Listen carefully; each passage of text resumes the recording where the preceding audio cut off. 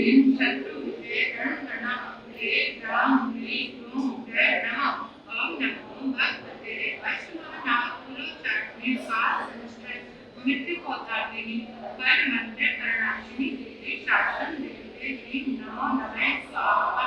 ओम ह्रीं शत्रुविजय रणगणा राम ह्रीं क्रों जय नमः।